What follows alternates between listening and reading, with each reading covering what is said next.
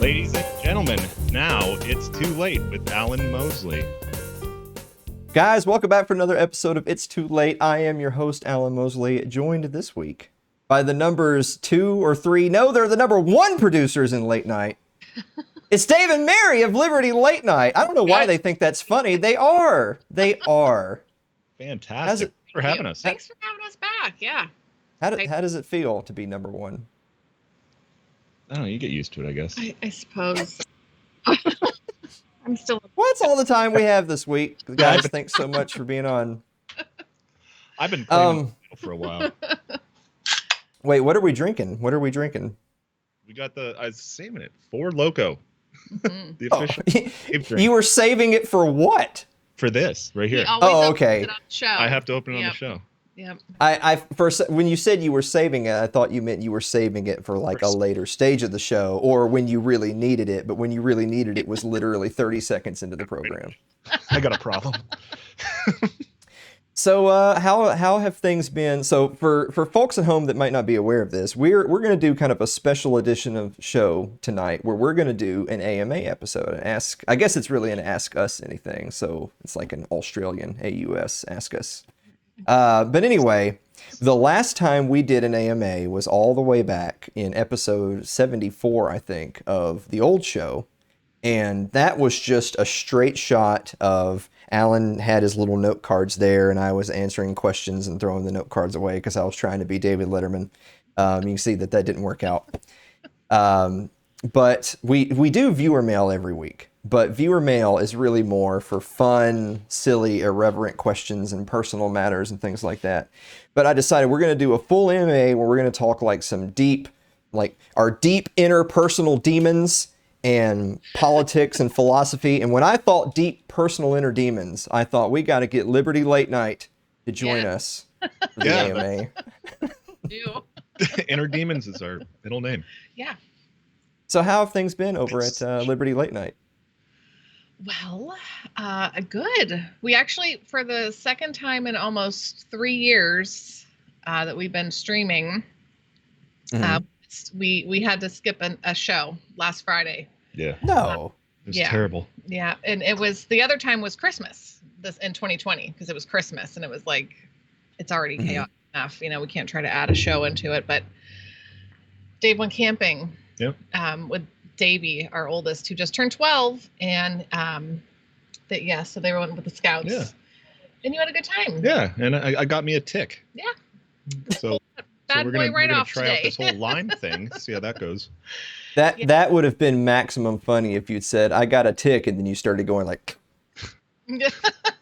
like that. Is that differently abled offensive? I'm sorry. But maybe if I do get the disease, I'll also get a tick. Maybe. Well, I hope you don't get the disease, Yeah, Dave. we're rooting for no disease. No Lyme, please. So you went camping with the oldest. How many people are members of the clan?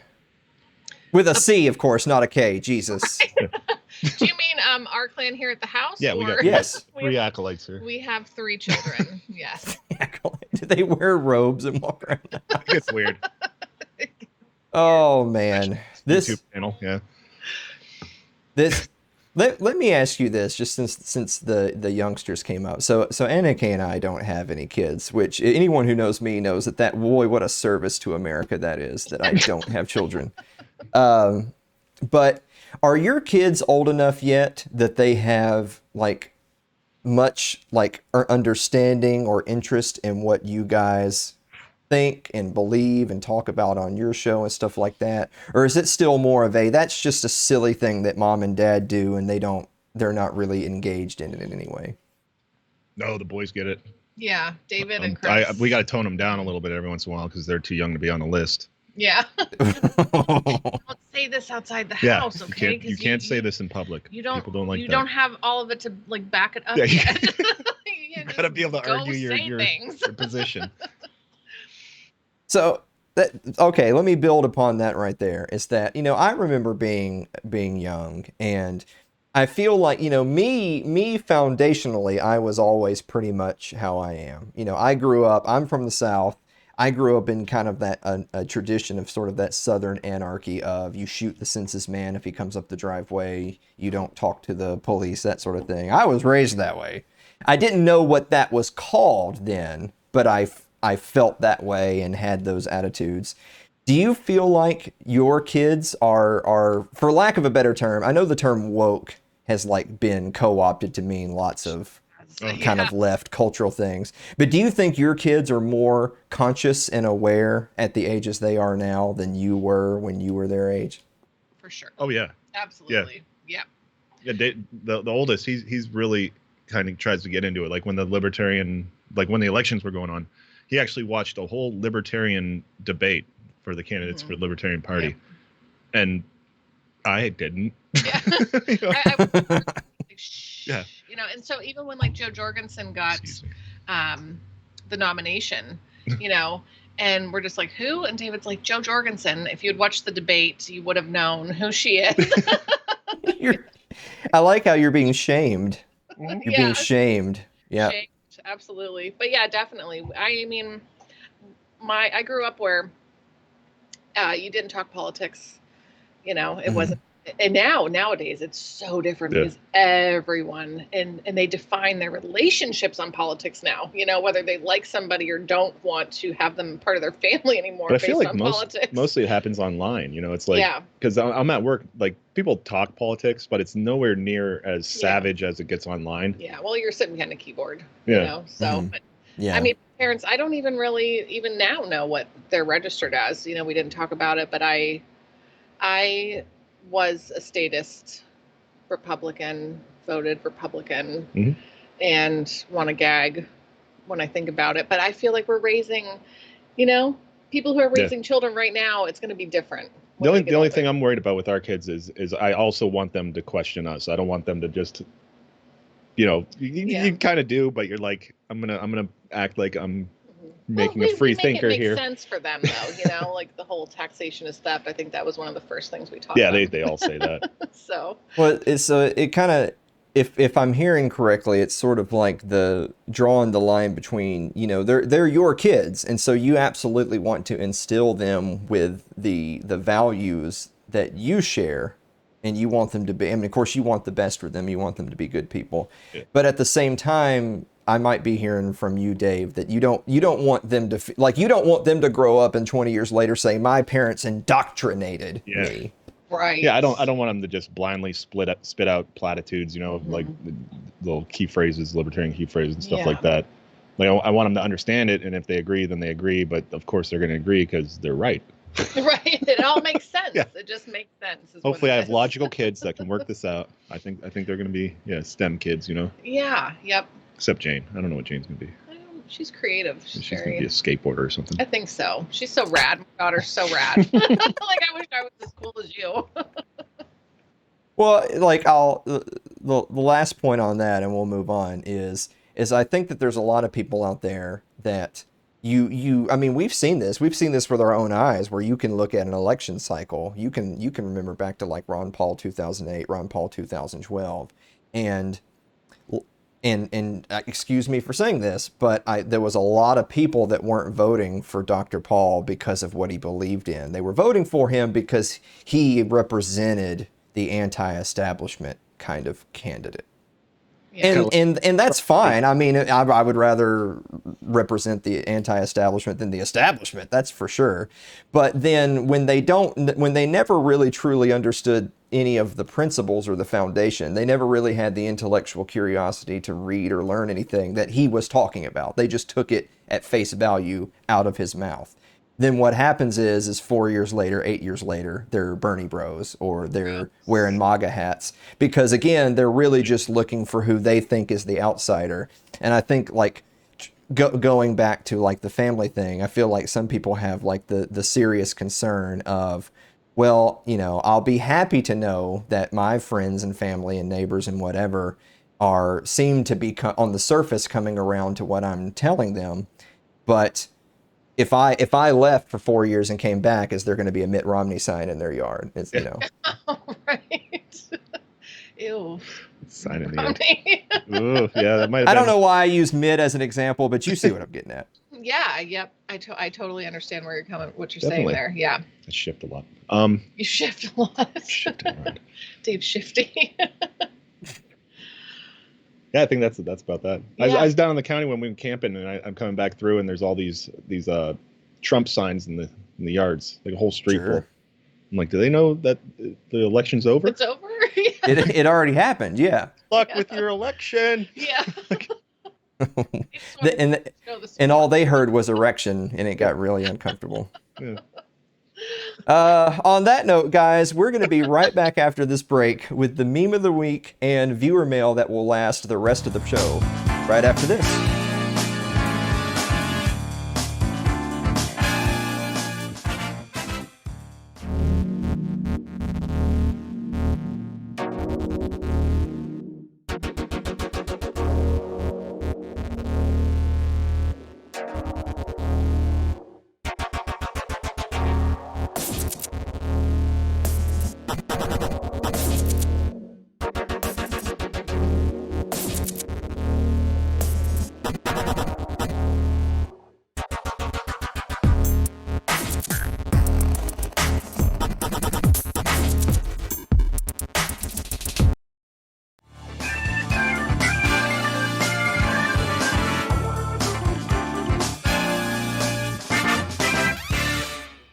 Welcome back to the show, everybody. Hey, Mary.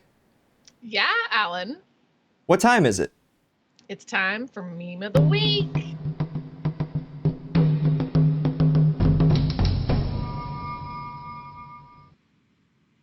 Country versus pop country. Country. I'm responsible for ruining all my relationships. And this bottle of whiskey will likely be the death of me. Also, fuck the feds. Pop country. I got me a truck and it's big as fuck. I love Jesus and authoritarianism. Authoritarianism. The blue line. I don't know that first one. I might have to check out country again. Uh-oh. Give it another shot. Right. Well, unfortunately, none of them are around anymore because they all died of, psoriasis or something awful. Oh, okay. The The whiskey. Hence the whiskey, yeah. Well, guys, I hope you're ready for this because now it's time for the AMA. So we're going to play the viewer mail, but basically the whole rest of this program is viewer mail. So no more chit-chatting about getting ticks. It's time to answer 20 some odd questions ranging from personal, political, and philosophical given to us by our viewers and fans. Here we go.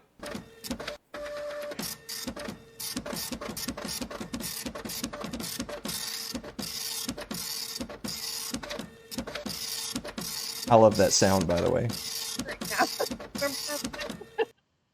I remember I'd be in class and like the teacher's like printing off test scores or something like that. And so yeah. like the whole class that it's just spitting out one long piece of paper, with the little holes on the side. Yeah. Oh, I remember. So it's like Yep. 20 minutes of just he's trying to teach class. And like I'm trying to Don't worry, Dave. I'm also old enough to remember that. It's not just you. All right. Young bucks. We're gonna Yeah. we're gonna start with some personal questions and then work our way into political and then work our way into philosophy. Yeah. Starting with question number 1. How do you take your coffee? I use a stevia sugar blend that I get at Aldi. Mhm. So I use 1 teaspoon of that and then 3 teaspoons of either powdered or liquid creamer. You're so particular. I am. It's fine. Wow. I put creamer in my coffee. I love half and half.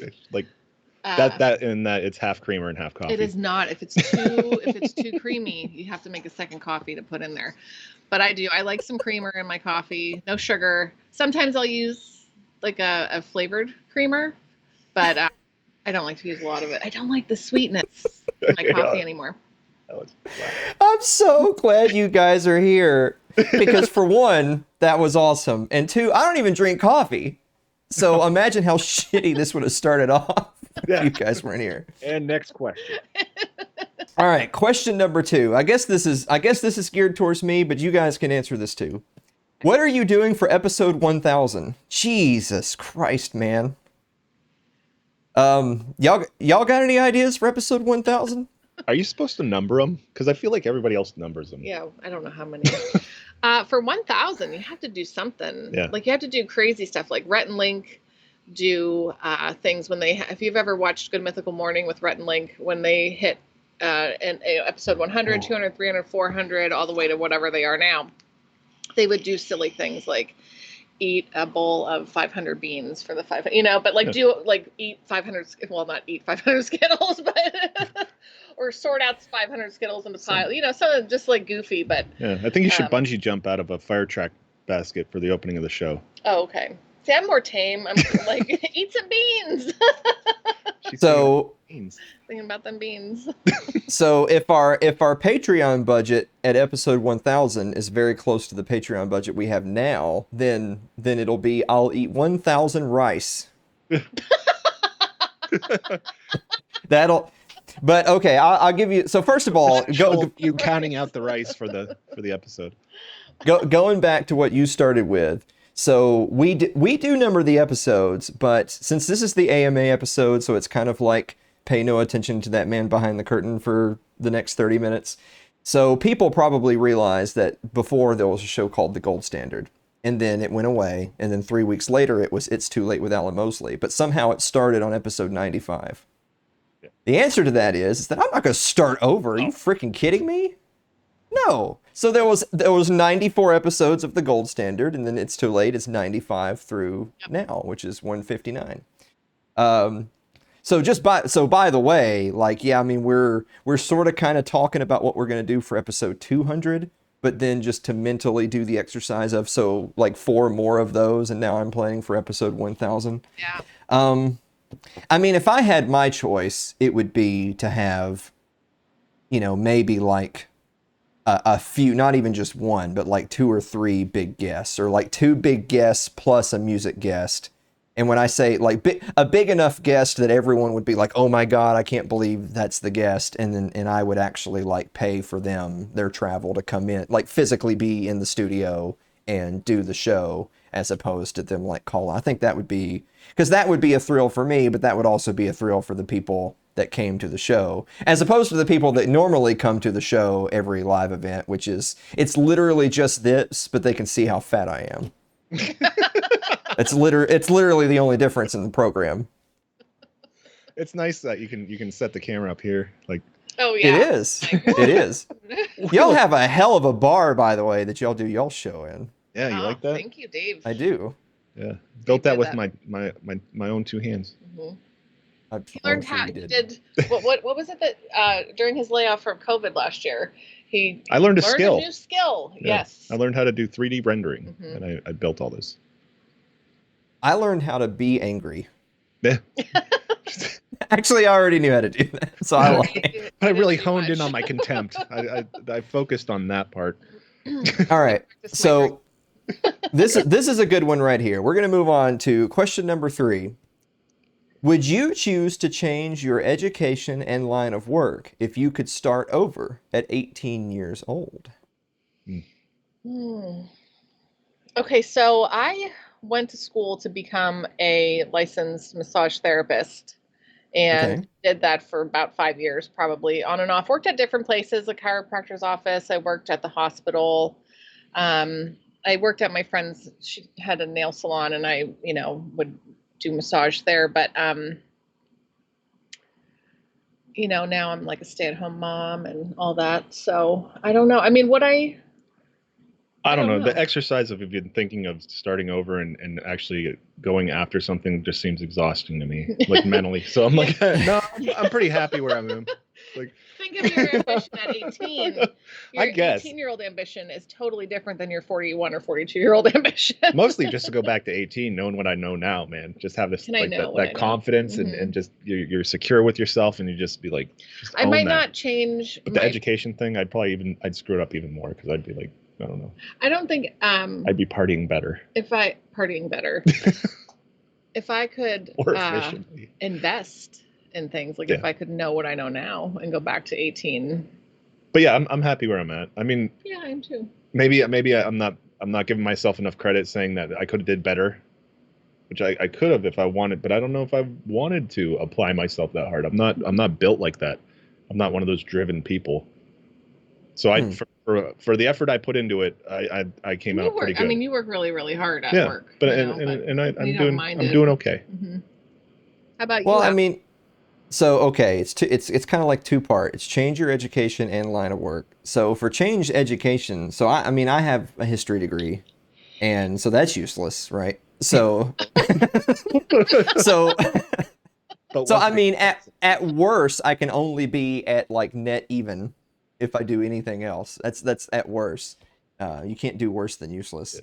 I would say this, even if I did the same education, I would have started sooner. So I was one of these kids that was full of themselves and had perfect ACTs, and I went off to school and I decided I'm going to be a doctor. So I was biology for pre-med at Maryville College in East Tennessee. And then I decided to be a jazz musician, which means, of course, you just quit going to class. You don't turn in any assignments. What happened there? Well, I did. I did change to a music major eventually, so I at least technically was still in school for a reason. But I mean, for a reason is really carrying a lot of water in that sentence. And then finally later on, I decided, well, I know a lot about history and I'm passionate about it. So if I'm gonna finish school just to say that I finished school and not feel like a dropout, then I need to pick a degree I'm going to finish. And so I just picked history. And it's like by that point, since I had already gone to school and gotten $17 trillion in student loan debt for pre-med and for music, at least I had gotten my prereqs and stuff done. So I just flew through a history program, boom, done, got a history degree. And so I would definitely not do that, but I don't necessarily know what I would do. Yeah. And then for line of work, I mean, I'm a libertarian podcaster, so we're going off air pretty soon because I'm broke. So I mean, literally any other line of work would also probably be better. I mean, yeah, I'm just going to cheat and say I'm just going to invest in Bitcoin. There you go. There you go. That's like what Mary was saying. Do we get the invest? Do I get the invest option of going back? Yeah. College is nuts, man. I went to a trade school. I got a programming degree, like a 2-year degree. And I just paid that shit off this year. Mm-hmm. It was 20 years. I'm 42. Yeah. This trade school. Yeah. Well, see, the first time I went to school, because I went back to school to get my history degree, which I did get. The first time I went to school, after a few years, I dropped out and I opened a printing business. I actually ran a printing business for the entirety of my 20s, from like 21 through not quite 30. I ran a printing company. And now you know that about me. And so now you know why I love the viewer mail segment so much, because the little printer, it gets me off. Yeah. And I don't regret doing that, by the way. It was more of I was looking for something to do with my own two hands, and it was just well, I can do this, and so I did it. You know, if I thought that my hometown really needed a Italian restaurant, then I would have opened an Italian restaurant. It's not like the type of business was irrelevant. It was just being independent is why I did it. Didn't have the love for printing. It was okay. Yeah, and then I went from that to hosting a talk show like a goddamn retard. Huge mistake. So anyway, I know so we got to mention Suzanne Sherman's The Wasatch Report. Suzanne, that's do what? Is that because we have? Well, I mean, I literally just said goddamn retard. So Dave, we'll put this on me. All right. We'll put this one on me. Mine went under the next question. If the shit hit the fan tomorrow, would you be ready? No. Sorry, no. I mean, if it hit tomorrow, it depends on if I know somebody real close by who is ready. We're not mooching off of somebody. No, we don't make mooch. Yeah. We barter. Like we bring our skill set. Yeah, we over. Barter. We bring our skill set. And yeah. Say, like, let's hang out.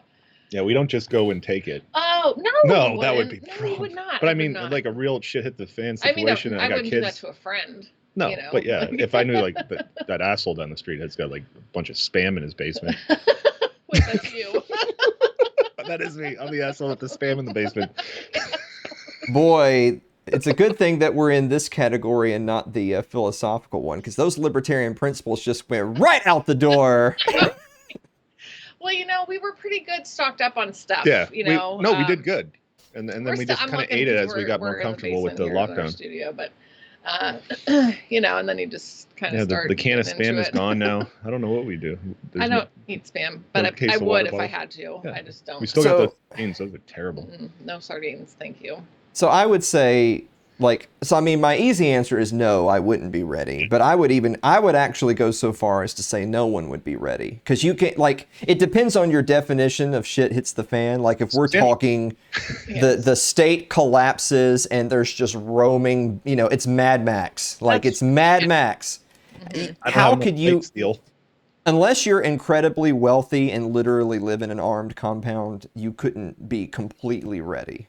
Yeah. I mean, you can do the best you can, and I have good friends that are prepper types that they do a lot of canning and that sort of thing, and that's awesome and good for them. But the reality of it is, especially if the lockdowns taught us anything, with a huge north of 50% of the country lives week to week on their paychecks. No one's ready. No, they're not even ready for the flu, so they're not ready for The Walking Dead. That's yeah.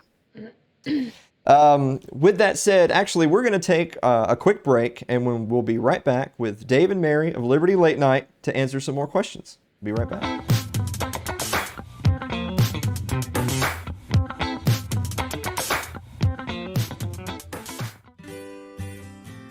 Your ad could be playing right now, reaching thousands of potential customers. Sadly, it's not, but it could be. Find out how to be an advertised sponsor for It's Too Late with Alan Mosley. Email us at info@alanmosley.tv.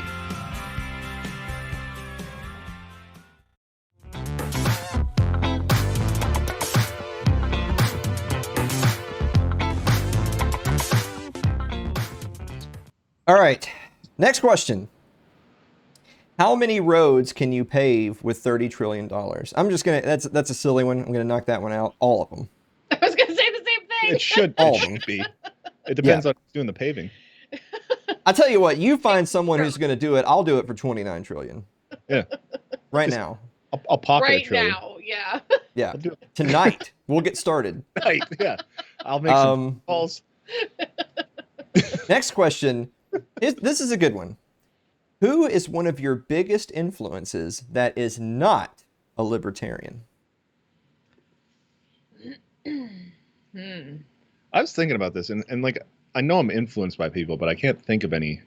But there's people I enjoy in the moment. Like right now, I really like Jordan Peterson. I know he's a mixed. But he has good things to say. He's real fundamental, and he says stuff that makes sense. And I like the way he talks. He's thoughtful. It's fun. Yeah. But I've been liking that. Does that have to be someone famous? Because I know this is going to sound so cliche or whatever. If I say my parents. Oh. The look of disappointment right there. No, it's cool. I understand. It's not like I've been mentoring you for 15 years. But no, really, because they're good people, and sure, they don't judge, and they are. You can talk to them, and they won't tell anybody. You know what I mean? They don't gossip. They keep your secret, and so I feel like those are good qualities for people to have. And so for me, I feel like that's very important. So if someone tells me something, for me, I feel like, okay, now I'm not going to tell anybody, but you told someone over there down the road, they might go tell someone, but it's not coming from, it's not coming from me. So, and to not judge, I mean, it's, you never know what someone else is going through. So, but so I would say my mom and dad. I'm going to take the high road and say my fiance, Anna Kay. She is the example of a truly selfless person. I wouldn't know anything about that. This whole exercise is just about me. I don't even know why you guys are here. But if Anna Kay were the host, she would be saying, "Oh, Dave and Mary, I'm so glad you're here. Please tell me more," because she's so nice and compassionate. If she has a friend who stubs their toe, then it's like, well, I better write them a $10 million check. They're going to need it. They've had a bad day. They're going to need it. She's just I haven't gotten one of those checks, by the way. I don't know what the hell's going on there. That's like That's like me and Mary, because Mary's like, "Did you see your brother at work today?" I'm like, "Yeah," and she's like, "How's he doing?" And I'm like, "I don't know. I didn't talk to him. I saw him." Why don't you ask how he is? How his wife and kids Yeah, are doing? I don't care. Jeez. I mean, but I don't care. So I'm gonna say Anna Kay with a, but it's actually Michael Malice. So anyway, the next question is, will you ever run out of questions related to food clarification? I think that's You think No. No, I'm not gonna run out of questions related to. What was the last one I asked you guys? Oh, I'll put us there on the was spot. there was ravioli, pop Okay. tart. We did a bunch of There them. was a didn't we? couple. Yeah, there was a few different questions. I think we did. They're okay. always I think very we enlightening, passed. and they really make you think. It does. Oh, and cereal being a soup. Yeah. You know, like It makes you really break Oh, down to its fundamental. perfect. This is great time. So we're actually going to go ahead and do this now so that I don't forget. I do have a newer one. So this is for you. Is cheesecake a pie or a cake? Oh my gosh. Wait.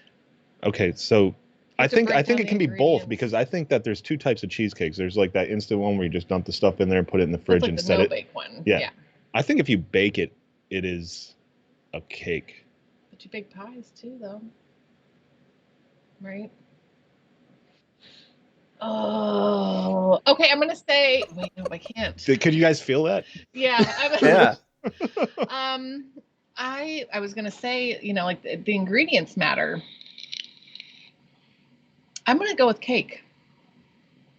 So I've got the answer for you. I'll admit it was a little bit of a trick question. Oh, A cheesecake. Now, remember this now. A cheesecake can possibly be a cake, but it's always a pie. What? Wait. that's why? that's pretty meta, man. Wait. What? So there you are. Oh. So A pie, cheesecake ice can cream be a cake. cake, but it's always a pie. elaborate. My brain. No. That's all, we don't have any time. We got so many Okay, questions, next question. Dave. So many questions. All right. That's just Um, the answer. Okay. Would you be willing to parachute out of an airplane? Not now. Yeah, that No. 18-year-old Mary wanted to do it. that and ship has sailed. Yeah, I wish I had done it. I wanted to go bungee jumping and do all that stuff Yeah, when that I was stuff. 18, but I didn't. Yeah, we're not dumb anymore. And now I'm like, nope, I'm not trying to have a heart attack in the Yeah. sky. Strapped to some dude. I don't know. Right? No, No. I could see myself freezing up at the door of the plane and Mhm. crying. I go on that thing at the amusement park that takes Mhm. you up like a couple stories, and I'm Yeah. like, can I literally make this guy stop and put me back down now? Yeah, I can't do that. All right. Would you be willing to parachute out of an airplane? How much money do you got? Next question. Let's start What- it off on me. Alan. What We're if throwing Alan out of anything? a plane. That's non-aggression. Jesus. Next question. What, if anything, do you listen to while working or working out? What's this, Well, you can what's this talk working out you're talking about? But working No. now, your life has changed. Okay, if when I was jogging, I'd listen to hip hop. I wanted something upbeat, like not rap, like But just, the new stuff, but like something jazzy and got a nice beat. keep going. When I'm lifting, if I'm lifting with my buddy Bill, who's like my trainer, then we're listening to like classic, like rock and weird stuff, Talking Heads and stuff. Mhm. But if I'm lifting alone, I'm usually listening to maybe 90s rock or maybe a little bit of metal. Something to go. No, but working, you have those headphones now. So when you're I at thought you work, said working out. working or working out, Oh, working. I just listen to podcasts all day. because I got them these awesome, Changed my life. yeah.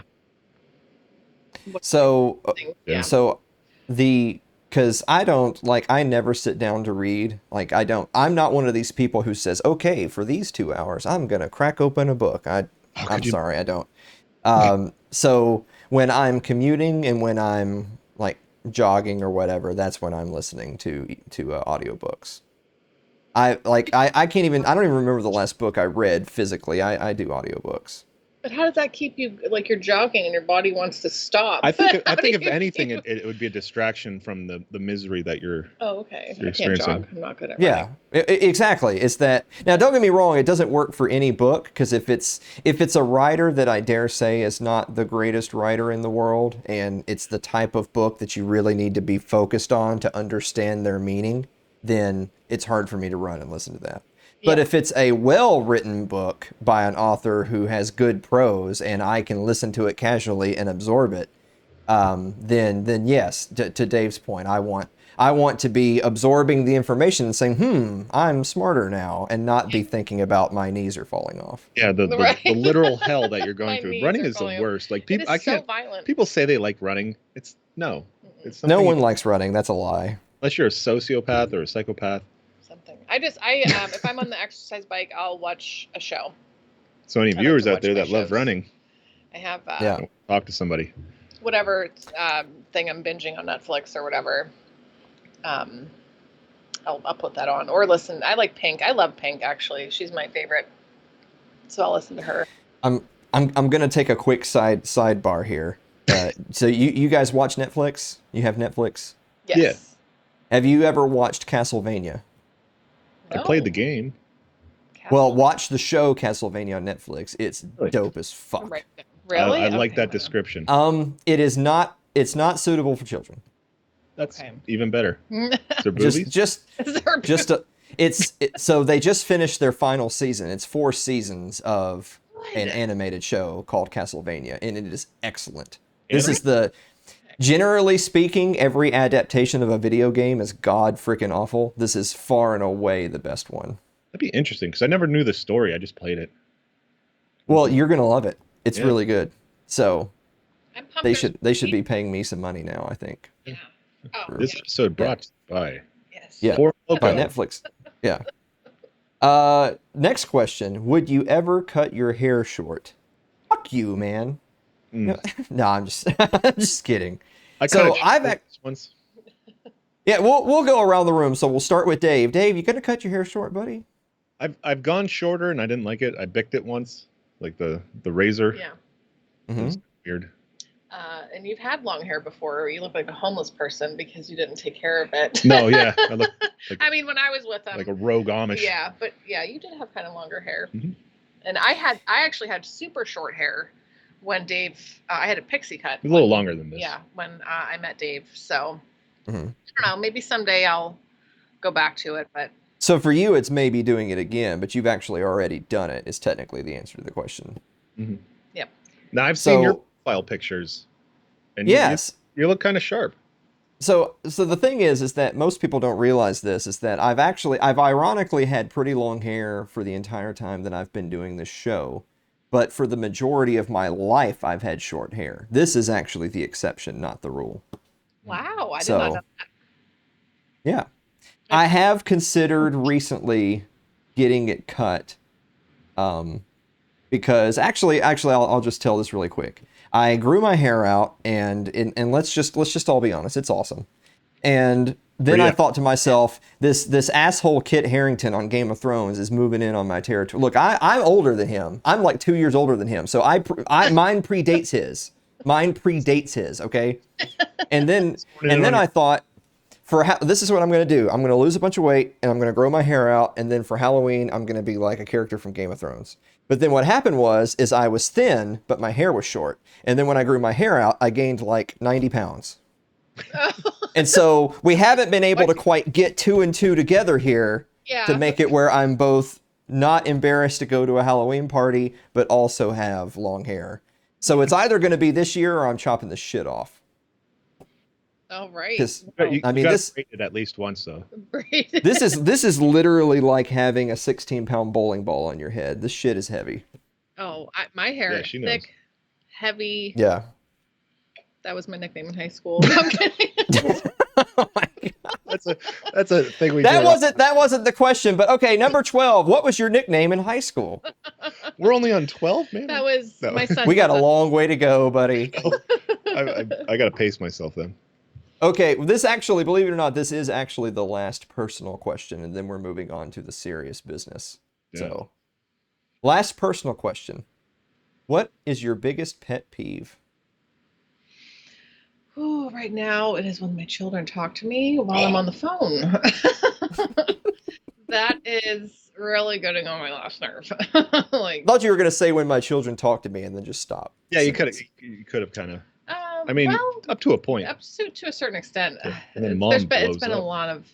there's been a lot of intense moments lately. But I've been encouraging you, like, don't take that from them. Mhm. Like, they But, have to like, know that they've crossed the I line. know, You gotta I know, let them know. I know. I just shut down. And then in the other room, you say, hey, don't take that from her. Yeah.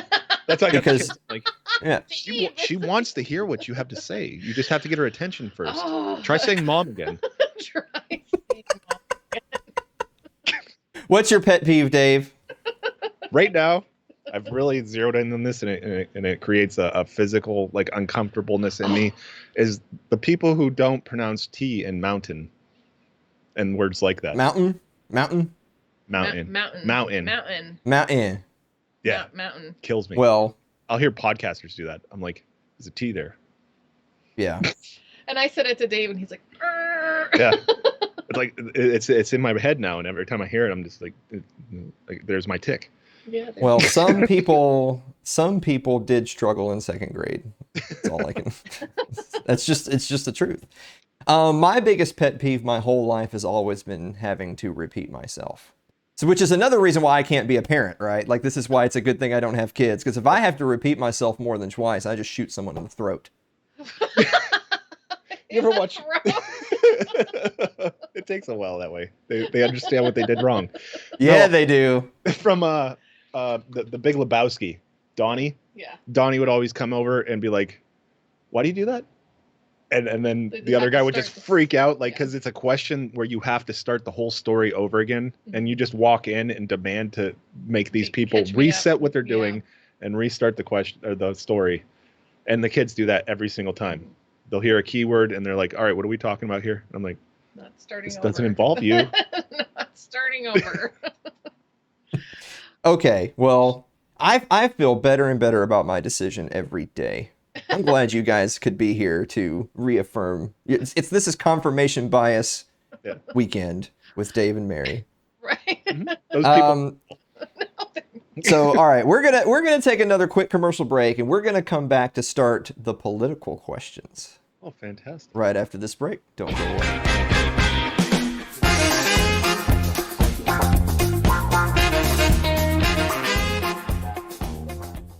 If you're enjoying tonight's show, consider supporting the program by becoming a member of our Patreon. That's over at patreon.com/Alan Mosley.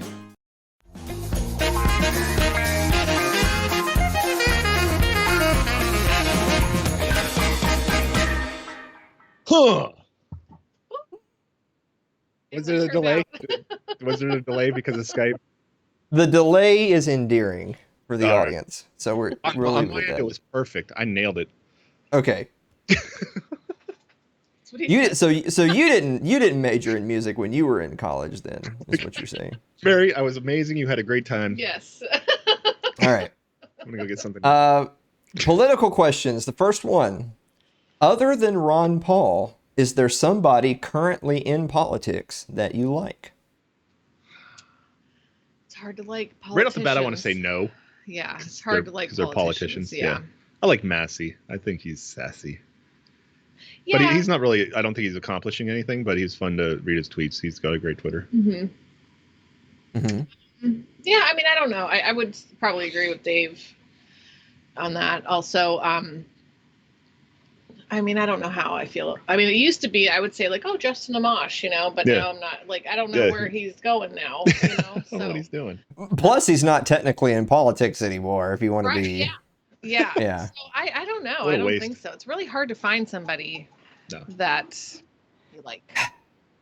all I'll say to that one, since we're getting kind of the more serious part of the show, is I know that we have people that run in our circles that are like big Kristi Noem fans, or they're big Ron DeSantis fans, and they base that a lot around the lockdown stuff, right?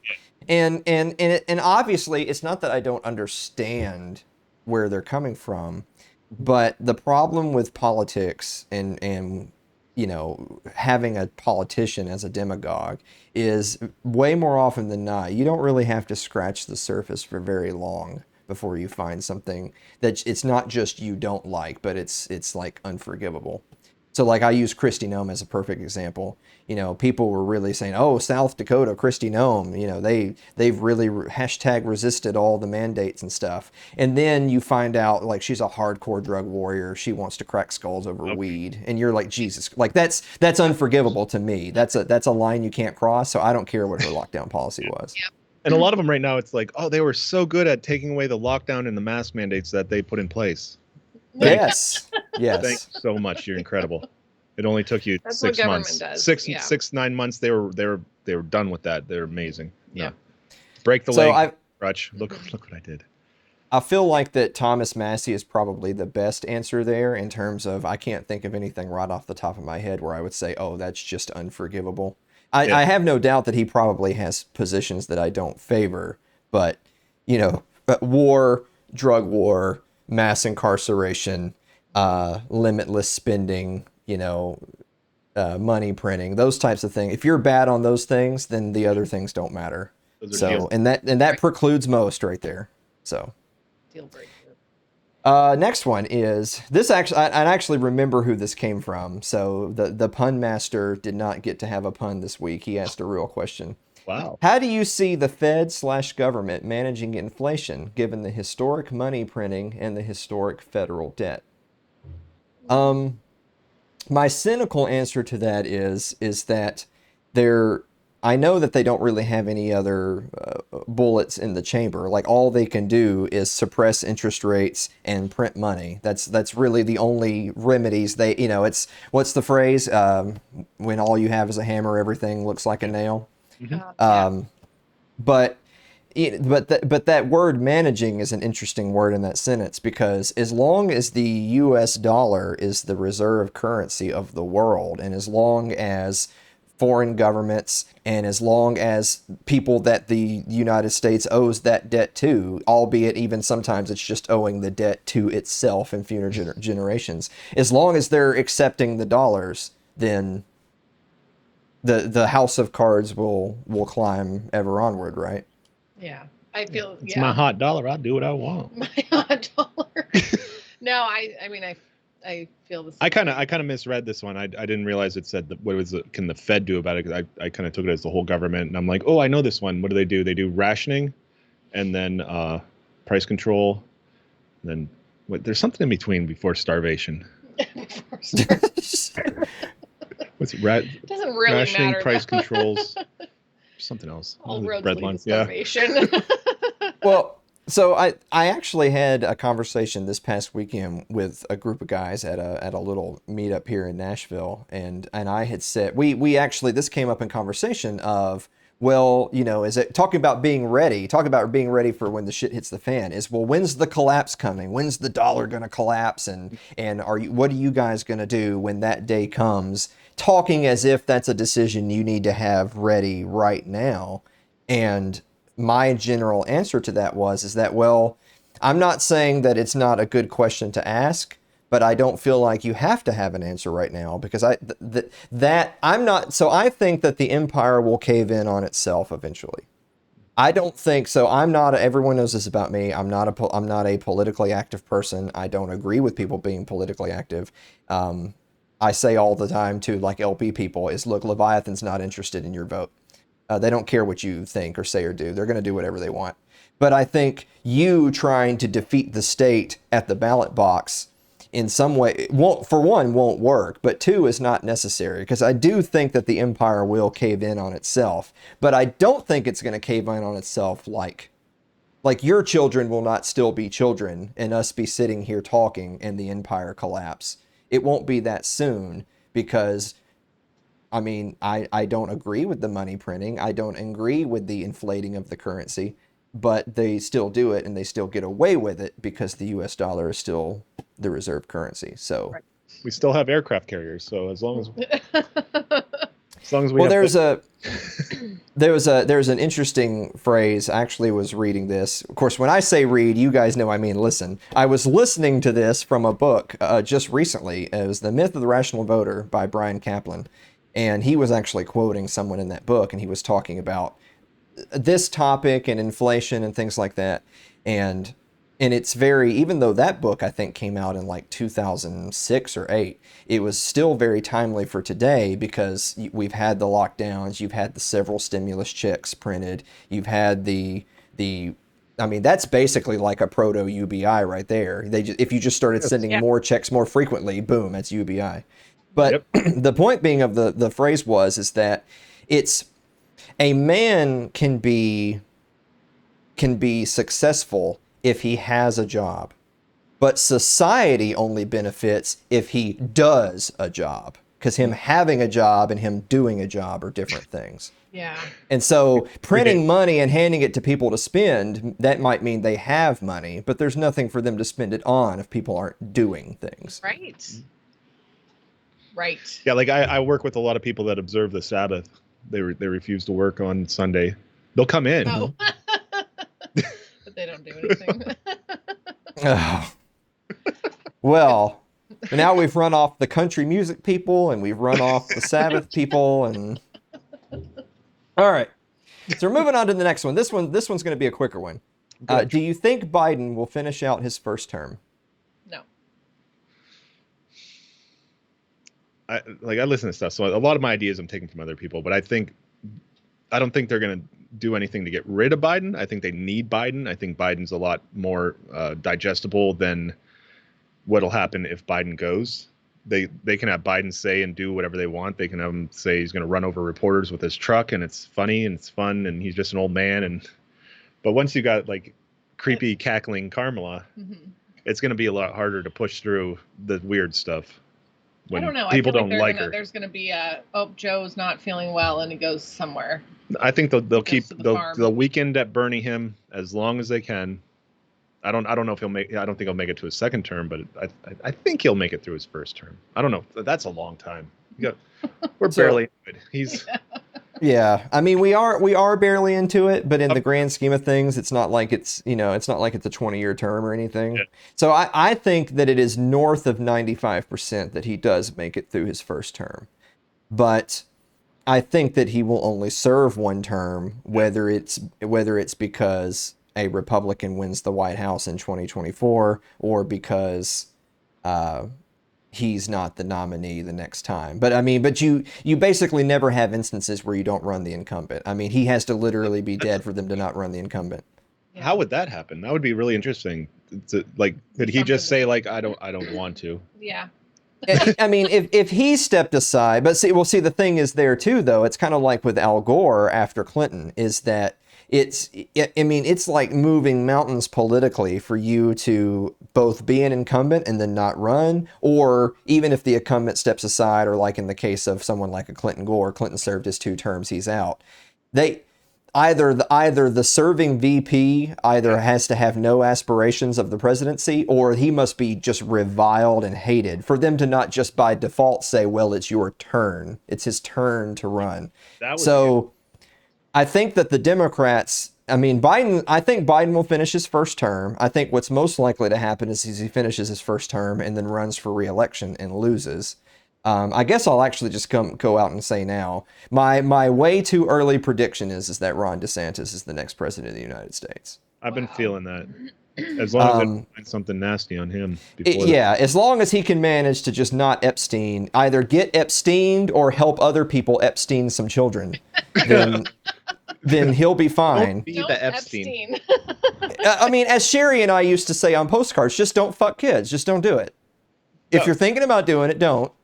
And if you're not, then good. And if you are, then what's the graphic? Yeah. Those graphics. So I think that DeSantis is going to win the next one anyway. But even above, like less than I think DeSantis is going to win, more that I think no one's electing Kamala Harris in the general election. No one likes that woman. She's Hillary Clinton 2.0. No one's going to like her. I never thought about this far. Like for the next election, if Biden doesn't make it that far, that would be really interesting to them to try to find a path where they win again. Mm-hmm. Either Biden Exactly. has to have some kind of they have to come out with a miracle drug where he's coherent again Hmm. and wins, and then that plays out, I or don't know. wow. So Or- I'd even go that next step too and say that the only thing that could really hurt DeSantis is if Trump ran again. But I don't think that's like, as much as a bunch of the MAGA people who are still so butthurt over the way things went down Trust that the they plan, can't get man. over it. They're still trusting the plan. But Trump, I mean, Trump's an old man too. I don't like, even if he wanted to run again, and even if he thought he would win, I don't think he would, because he's up there in years too. And like, why would you want to put yourself through that? DeSantis is a young guy. By all accounts, he's pretty smart. He's got all this momentum behind him with the success of Florida and everything. But if Trump endorses DeSantis, then it's like now you're circling the wagons and all that. So I mean, just purely, and I'm not even saying I like DeSantis. I'm just saying purely from a political strategy standpoint, he's a winner. Do what? We're just watching the game, and Yeah, we're watching the game be played. So the GOP could win if they just don't screw around with Jeb Bush and they just go nominate Ron DeSantis. And on the other side of it, if Ron DeSantis's biggest opponent is Kamala Harris, then Jesus, he could be emperor for life if his biggest opponent is he's Kamala like Harris. Trump, but not a big bag of dicks. Yeah. I will say this though, for people that might be listening that are a little bit more right wing politically than I am, this is not an endorsement of Ron DeSantis. I'm just saying my guess is he's going to win. Yeah. Would DeSantis be better than Biden Kamala? Probably. However, from earlier in the show, we were just talking about be careful picking a politician as your demagogue because you scratch the surface and they're terrible.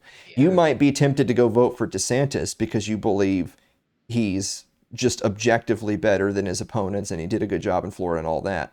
And you might do that thinking that his policies on lockdowns and mandates were good, but you might not really know what his policies are on, like, say, foreign policy. Governors don't deal in foreign policy, so you don't even know what it is. Wouldn't it be the worst thing in the world to have happen for a bunch of like libertarian types to say, well, this election I'm going to vote Ron DeSantis because I want to put him over the top, and then like 6 months later we're at war with Iran, Oh. and then you'd be like, we're right back on the train. Yeah, especially if you have no foreign policy history, then you're easily led by the swamp, basically. Mm-hmm. You know, Yeah, the people you're who know Trump. what's going on in the world. You're Trump, and you nominate John Bolton, Yeah, sure. and Yeah. then people wonder why things didn't work out. Okay, so next one. Jesus, we're gonna be so far over time, you guys. Sorry. Yeah, you should be sorry, Dave. It's Mary's fault. I think you would agree. I usually hold her accountable. Okay. Was Andrew Breitbart correct when he said politics is downstream of culture? So we had to have clarification. Yeah, I've heard I talked to you about podcasters this, talk but- about it too, and I'm still trying to work it. And it's kind of makes sense. I do Downstream. think now, yeah, it's like the culture. No, because the I mean, Marxists I feel Marxists have been taking over the education system for decades, and we didn't even know it until suddenly gender studies is like a thing. And like, wait, what? Yeah. And nope, we're already like 20 years into this. You guys, it's too late. Yeah.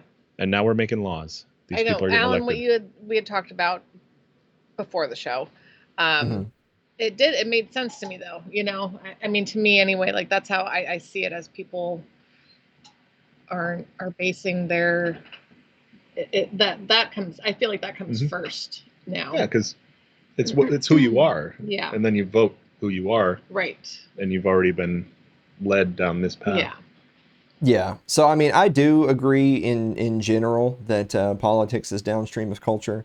But on that, I would co-opt that phrase to also say, because I'm someone who's not politically active, and I don't want anyone to be politically active, that if you believe that having a healthy, vibrant culture will affect politics in the direction you want, then I would argue that also having a healthy, vibrant, libertarian community can then put all of us in a better position to live happy, healthier lives, regardless of what happens in any election. Yeah. Beautiful. Yep.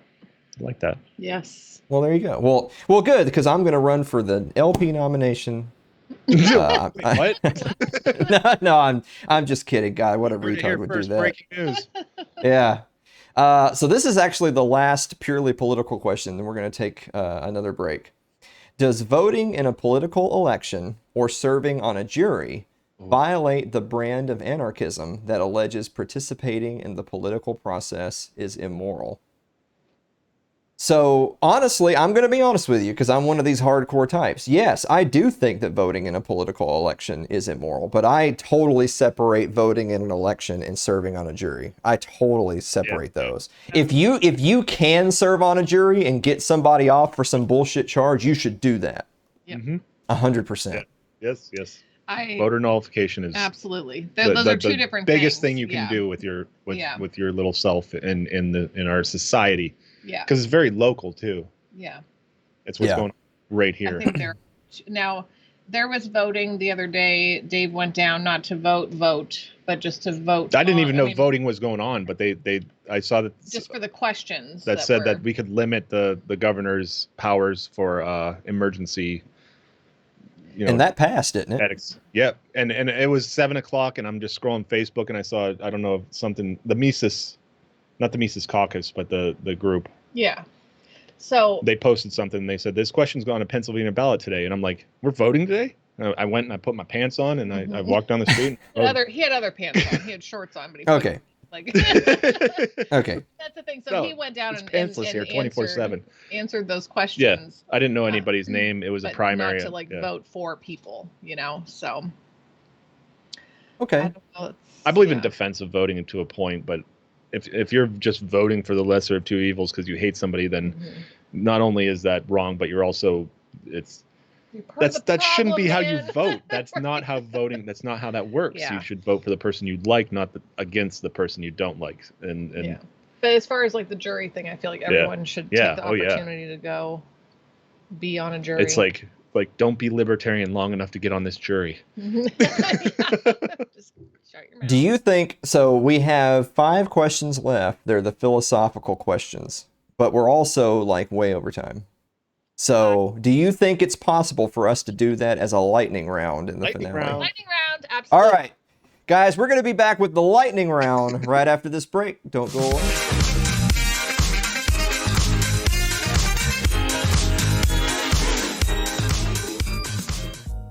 Hi guys, it's Alan here, and I want to take a moment to let you know about one of our supporters who started a new business. Laura Moreau sells 50 different health and wellness all-natural products, from weight loss, supplements, energy enhancers, body toning, longer and stronger hair, and so much more. Do you like coffee? Well, they even have coffee that'll help you drop some pounds. And who doesn't want to drop a few pounds? Go check her out at her online store at lauramoreau.itworks.com today. That's lauramoreau.itworks.com.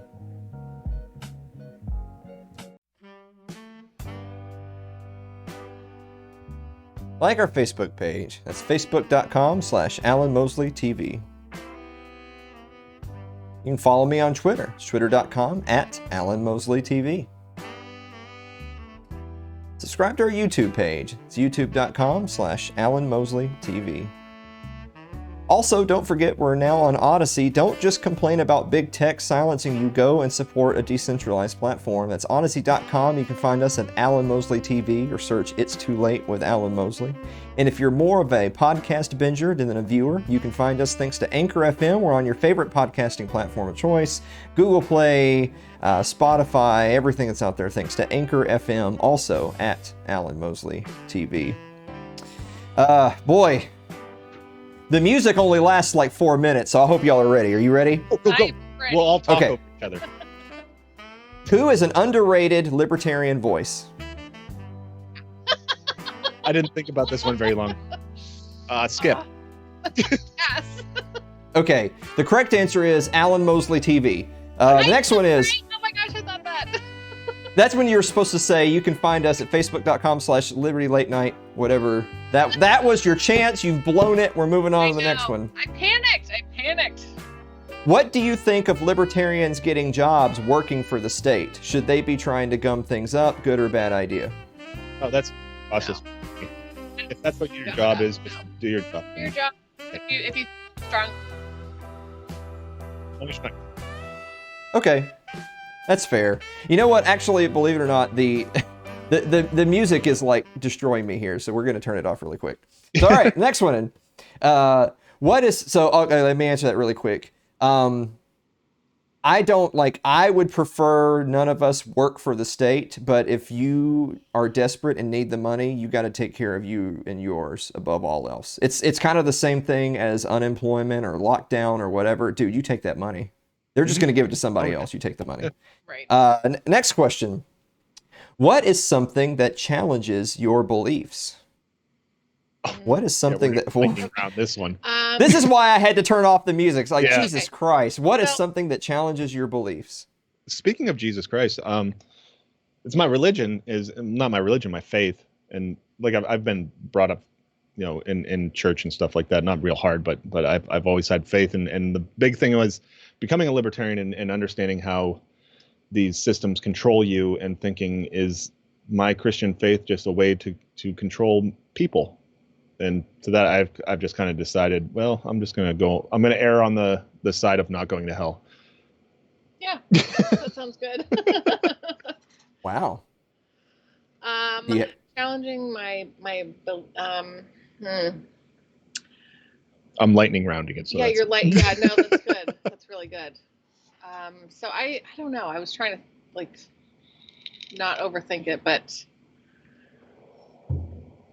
I think, okay, so for me, I don't know if this even makes sense or if this goes with it, but I'm going to try to say it real fast. But I am pro-life. And so that was my second one. If there was a situation where it was like the doctor said to me, like, it's either you or the baby, like, so these are your options, you know, like it's, you're going to die or the baby, you know, like what would you do?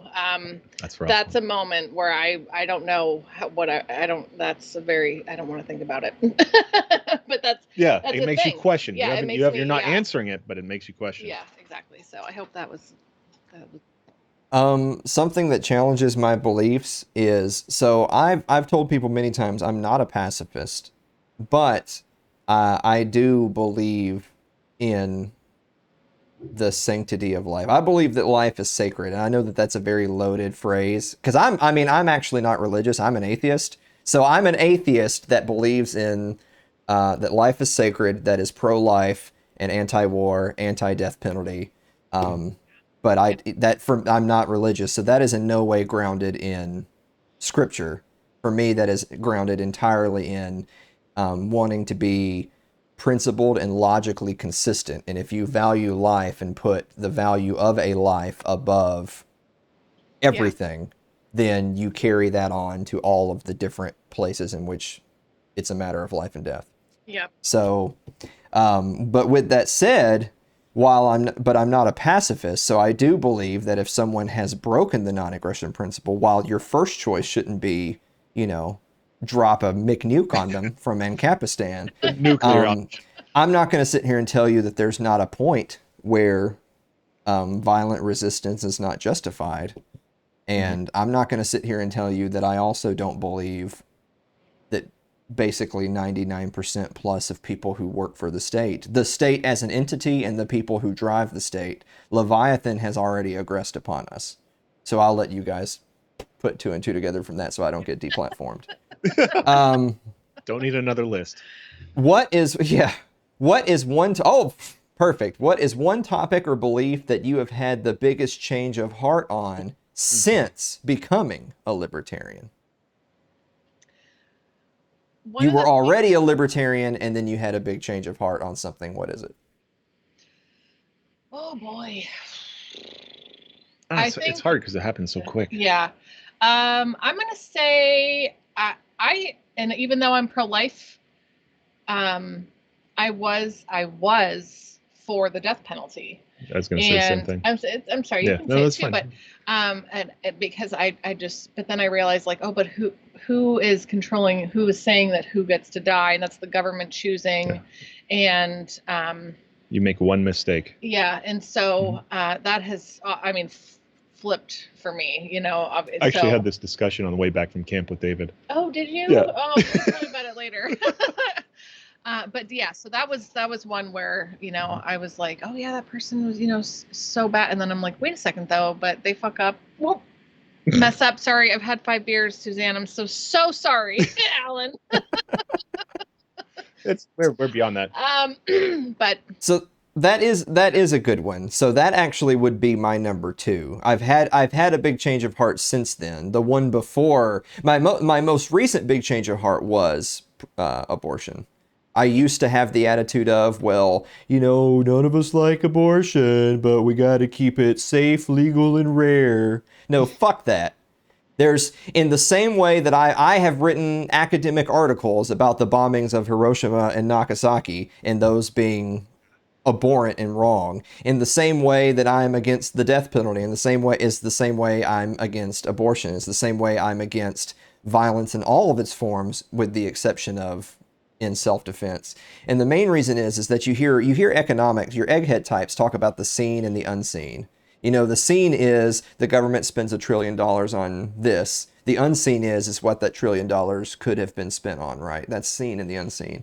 In the same sense, it's that, well, the seen is the foster care industry is an absolute disgrace, and that's a terrible place for children to go, and there's victims of rape, and there's all of these different its and buts that the pro-choice camp would roll out, and I used to believe that, but I have since updated to. But the unseen is that, but what you are permanently extinguishing all of the opportunity, all of the accomplishments that life could have had that we will now never know.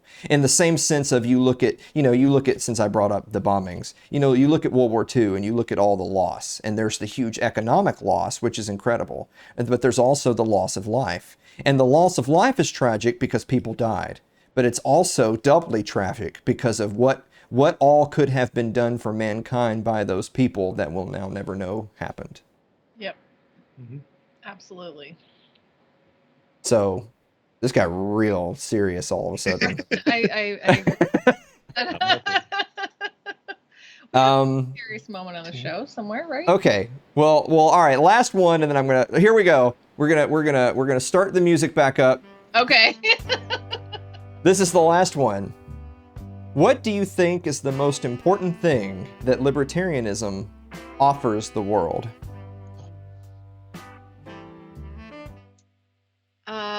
I feel like the non-aggression principle, for me anyway, I believe in people learning about that and treating each other with respect, and not even so much just respect, just like don't like be nasty to other people, don't hurt them or take their stuff, just mind your own business, I don't know. I feel like that's good. I don't know. That's how I feel. People being responsible for their own actions. Responsible for their own actions. Oh my gosh, everybody so expects good. everything to be done for them and handed to them, and they think they deserve, and that things need to be fair and equal, and life ain't fair, and you have to pay the consequences for your actions. Yeah. Oh, take that. Can I take your answer? That's so good. No. And if people learn, and people are if that's put on them, where you're responsible for what you did. Because we can't let people do drugs, because then we got to rehabilitate them. No, we don't. They got to learn not to do drugs, because now they're a piece of shit. So I feel that is so good. A couple generations are going to be really hard off, but after that, the kids are going to be like, "Oh, don't do that." Everyone had to actually be responsible for their actions. Mm-hmm. It'd be a different world. So I would take that and just add one bit of flavor for mine, and that is, because there's different peoples and different philosophies that in some sense or another can believe in peace or non-aggression or responsibility. I would add to that, specifically for libertarianism, private property absolutism, in that private property both exists, it is of utmost importance to keep and maintain. It is from which the entire market can thrive and prosper, because there is property, and it can be utilized and bought and sold and traded in appropriate ways and not managed by the state. And but even on a philosophical level and not just an economic level, private property absolutism starts with you and your body, that you own yourself and no one has a greater claim to you, yourself, and anything you do above you.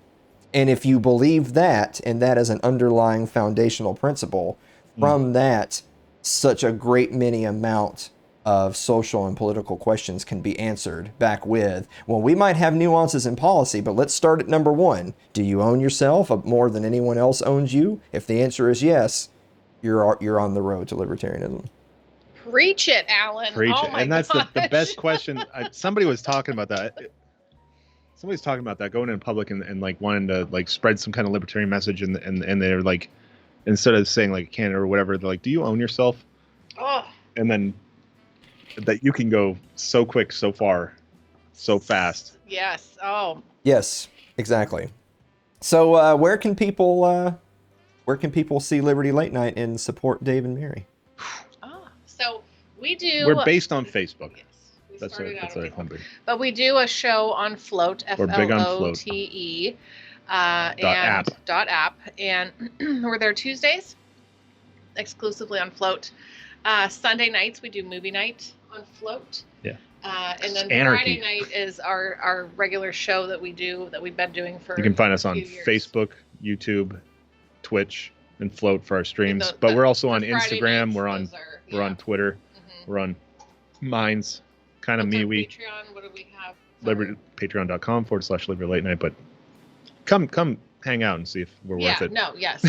Come over and see if we're, like, if you want to hang. We're not for everybody. I'm okay with that. No, yeah. I feel like this is the part where you're really supposed to be selling yourself, and then you're ending it with, but we're not for everybody. But that's the truth. And I love it, though. I love it. We just like to talk about whatever comes up. Sometimes we have interviews. Sometimes we We find out that Yeah. beavers have a cloaca. yeah, you never know what a Friday or Tuesday night is.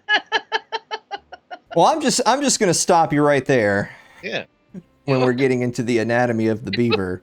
Yeah. It's And groundbreaking. all right, well, I'm really glad you guys joined me for this. Thank you so much. Yeah, thanks for having us. This This is really so neat. fun. We love you, Alan. I would I'd love to come back and hang out on Liberty Late Night and talk about cloacas. Yes. Yes. They're I just prevalent than you'd think. now noticed your t-shirt, Dave. They're not just for birds. Oh,